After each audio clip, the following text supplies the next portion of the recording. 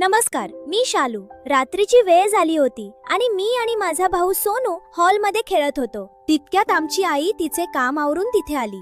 ती म्हणाली, चला मुलांनो, रात्रीचे 8 वाजले आहेत, आता झोपण्याची वेळ झाली आहे. आम्ही दोघे धावत आईकडे गेलो आणि तिला घट्ट मिठी मारली. आम्ही आईच्या गालावर पापी दिली आणि म्हणालो, हो आई, आम्ही येतो. आईने आमचा हात धरला आणि आम्हाला बेडरूम मध्ये नेले. तिने आम्हाला प्रेमाने झोपवले आणि पांघरून घातले. आई म्हणाली, शुभरात्री मुलांनो. पण मला झोप कुठली येतेय? मी लाडाने म्हणालो, आई, मला आज एक परीराणीची गोष्ट सांग ना. आई हसली आणि म्हणाली, ठीक आहे माझ्या बाळा, पण तुला तुझे डोळे मिटून गोष्टीची कल्पना करावी लागेल. तुम्हाला दोघांना मान्य आहे का? मुलांनी आनंदाने ओरडून सांगितले, हो आई. त्यांनी डोळे मिटले आणि आईने गोष्ट सांगायला सुरुवात केली. ती गमतीने म्हणाली, बघा, तुम्हाला परीराणीच्या पैंजणांचा छमछम आवाज येतोय का? मुले म्हणाली, हो आई. आई म्हणाली, पहा, ती इथे आली आहे. तिथे एक अतिशय सुंदर परी होती, जिच्या हातात एक जादूची चांदरी काठी होती. परी म्हणाली, तुम्ही दोघे खूप चांगली मुले आहात. आईचे ऐकता, वेळेवर झोपता आणि पौष्टिक आहार घेता. गोड खाल्ल्यावर तुम्ही दातही घासता, म्हणून मी तुमच्यावर खूप खुश आहे. भेट म्हणून आज मी तुम्हाला आमच्या परीनगरीत घेऊन जाणार आहे. मुले थक्क होऊन म्हणाली, हो परीराणी, चला जाऊया. परीराणीने मुलांचे हात धरले आणि चंदा मामालाही सोबत येण्यासाठी बोलावले.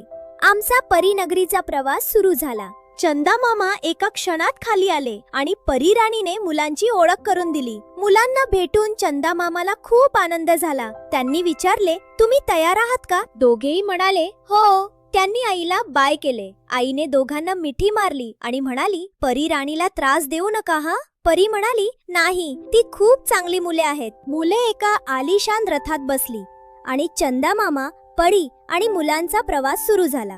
आकाश ताऱ्यांनी आणि ग्रहांनी चमकत होते. शालू म्हणाली, वा, हे विश्व किती सुंदर आहे. थँक्यू परीराणी. लवकरच ते एका सुंदर राजवाड्यासमोर पोहोचले. तिथे पक्षी, फुलपाखरे, सुंदर फुले आणि तलाव होते. राजवाडा चमकत होता. परीराणीने मुलांना रथातून खाली उतरवले. ती म्हणाली, परीनगरीत तुमचे स्वागत आहे. ते आत शिरताच एक गोंडस अननस धावत आला आणि त्याने त्यांना थंडगार अननसाचा रस दिला. तो म्हणाला, अननस खाल्ल्याने शरीरातील सर्व जंतू मरतात. मुलांनी आनंदाने रस प्यायला आणि ते परीराणी सोबत राजवाड्याच्या दिशेने निघाले.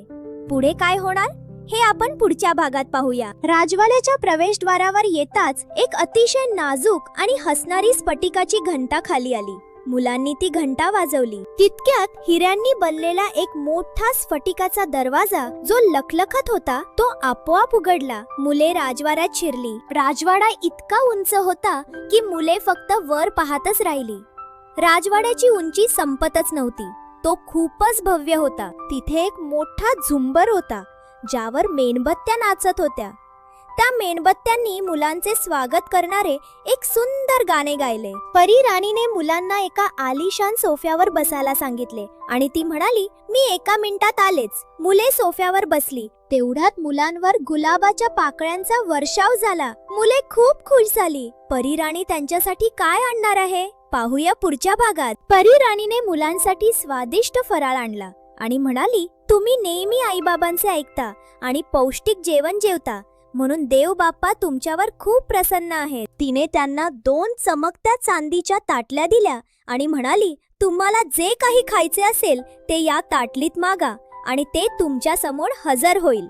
शालूच्या डोळ्यात पाणी आले. ती म्हणाली, मला माझ्या आजीच्या हाताच्या मोदकांची खूप आठवण येतेय. ती 2 वर्षापूर्वी देव बाप्पाच्या घरी गेली. मला तिला भेटायचे आहे. परीराणी म्हणाली, तथास्तु. क्षणात एक सोन्याचा दरवाजा उघडला आणि शालूची लाडकी आजी आणि आजोबा समोर आले. शालू आणि सोनूने धावत जाऊन त्यांना मिठी मारली. आजीने त्यांचे डोळे पुसले. आजीने त्यांना मोदकांचे वाटी दिले आणि प्रेमाने भरवले. परीराणीने त्यांना एकत्र वेळ घालवण्याची परवानगी दिली. आजी आजोबा त्यांना परीनगरी दाखवायला निघाले. ते एका सुंदर बागेत आले, जिथे पाण्याचा नाही तर चॉकलेटाचा करंजा वाहत होता. तिथे सफरचंद, आंबा, द्राक्षे अशा फळांची झाडे बहरलेली होती. तेवढ्यात शालूचे लाडके पक्षी स्वीटू, मिठू, पियू आणि सोनी उडत तिच्याकडे आले. ते ते म्हणाले, आम्हाला तुझी खूप आठवण आली. आजी म्हणाली, मी त्यांची काळजी घेते.